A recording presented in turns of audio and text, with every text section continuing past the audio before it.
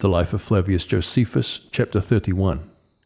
But there were still some that irritated the multitude against me, and said that those great men that belonged to the king ought not to be suffered to live, if they would not change their religion to the religion of those to whom they fled for safety. They spake reproachfully of them also, and said that they were wizards, and such as called in the Romans upon them. So the multitude was soon deluded by such plausible pretenses as were agreeable to their own inclinations, and were prevailed on by them. But when I was informed of this, I instructed the multitude again, that those who fled to them for refuge ought not to be persecuted. I also laughed at the allegation about witchcraft, and told them that the Romans would not maintain so many 10,000 soldiers, if they could overcome their enemies by wizards. Upon my saying this, the people assented for a while, but they returned again afterwards as irritated by some ill people against the great men.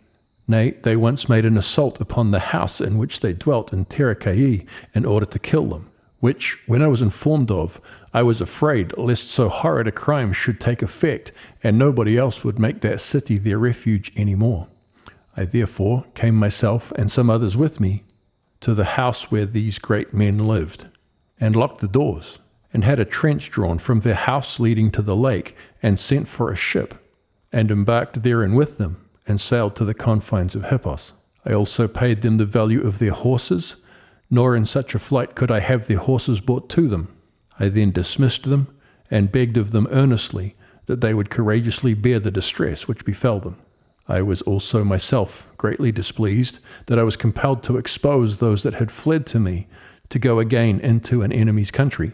Yet did I think it more eligible that they should perish among the Romans, if it should so happen, than in the country that was under my jurisdiction. However, they escaped at length, and King Agrippa forgave them their offences, and this was the conclusion of what concerned these men.